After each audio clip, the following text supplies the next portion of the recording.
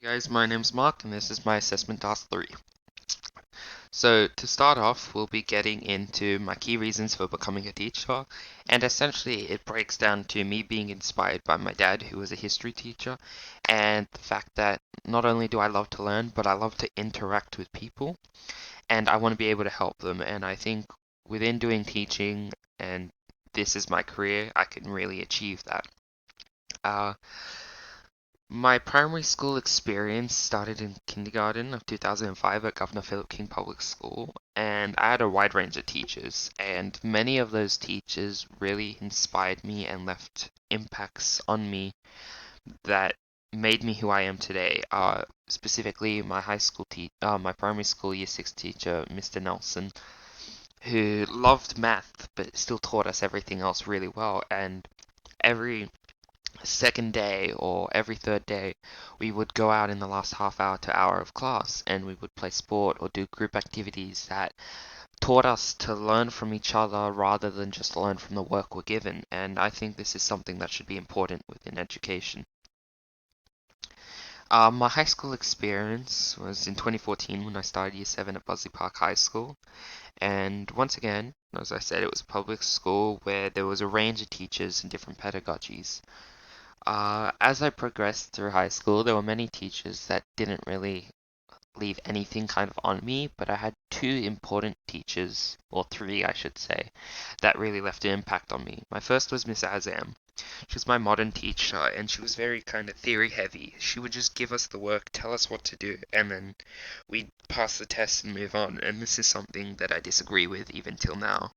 While I had teachers like Mr. Navarra or Miss Dundervik who taught me ancient history, and rather than just give us the heavy theory that ancient was, um, they made it so that we had group tasks and activities that allowed us to not only debate and discuss with each other, but we re explored what we thought we previously knew and were able to change those ideas. And a lot of that information and just experience that I gained from that really stays within me now. And I think that's something that reignited the passion for teaching that I had. Along from primary and high school, I also gained many friends and I had many like bonds or relationships, you could say, and I think this is really important within a person's life. I think those relationships are something that defines us as humans. I have friends that I have known for 18 or 19 years of my 20-year life, and they absolutely helped me define who I was, and they have shaped me to who I am today. And I think that's something important to be gained through education. So whether or not I was satisfied with education is something I can argue with myself. I think I was satisfied to the point that I gained a lot of skills and that I loved learning, so I learned a lot. I gained those bonds and friendships that I mentioned that were really important to me, and I was able to learn more about myself as a person and more about others that I didn't previously understand. I think where we say we're not satisfied with education, it's lots of us feel like we were unprepared to grow up or move on from school, that school didn't teach us what we needed to. And in my case, as much as I agree with that, I disagree with it. I think that as people, we're naturally not ready to move on. We're afraid, but once we take that leap, we do move on. And I think I was satisfied with school, if I would argue that. So the aims of the education system should be, as Nodding says, people should be happy to learn and grow. So I think the education system should be a base guide for learning. It should support individual growth, and we should be able to learn from each other through the educational practices that are given to us. So I think it should be a guide that supports individual learning and growth through group work. My statement of teaching is a bit long there, but it essentially says that each student should be treated equally and fairly, no matter what their background, whether it's gender, racial, or cultural, like all of that.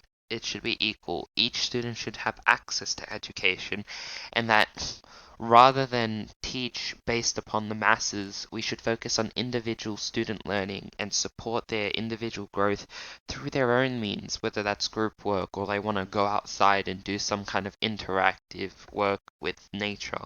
We should support that kind of learning, and that as teachers, we should be positive role models that support this. A philosopher that really inspired me throughout this unit was John Dewey, and his progressive approach with constructivism and democracy and critical thinking.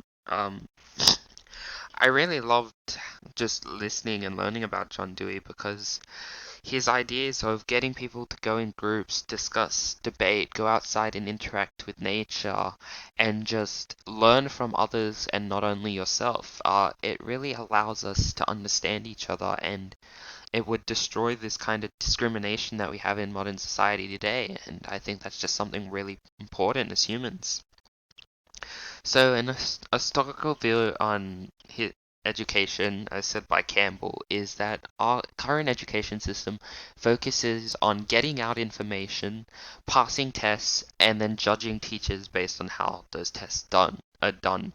And then we just move on from the information, and we're not meant to retain it as much as we should. And I think this is wrong. I agree with Dewey and his progressive learning ideas that through critical thinking and group work and so on, we should change the education system so that it supports a wider variety of individual-based growth learning. And there's a small quote down there that supports this idea. A philosophical view of education, as said by Barol, explores that self-knowledge and individual learning are needed within a person to strive on their own. Our schools shouldn't follow a linear system based towards give content, study, pass test. It should be more non-linear. It should allow students to go out and do group work, or as I've said, and learn their own way. And this is what we should be supporting, rather than just supporting students to pass tests and move on.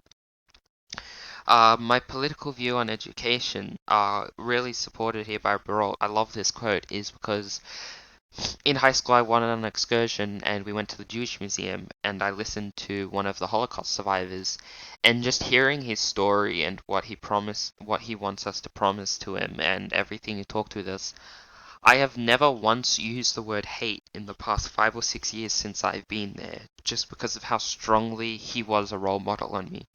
And I think that as teachers, we shouldn't encourage students or put upon them our negative views of any kind of aspect of society or anything in general. I think we're meant to allow them to grow those views for themselves. And I think we should encourage them rather than put those views on them. So, yeah. My sociological view on education. I agree with Dewey and his democratic views on education, as I think students should be able to be heard and listen to others. And I think that with Dewey's teachings, if we can follow that kind of system, then once we go out of society, more people will be heard and listened to, and that maybe we can improve upon society with the problems that are wrong today, with poverty and everything else that's going on. Um, as a curricular or pedagogical view, Campbell once again talks about how progressive attitudes such as Dewey would allow students to establish new thoughts on previously held ideas. And this concept is that we may learn something and then we go talk to others who know more about it or come from a background or a different side of the story, and we might change our views upon that thing. And I think that's something important to understanding people, and it's a key point of my statement. I think that everyone should be treated fair and equally. I think understanding others is the key to that.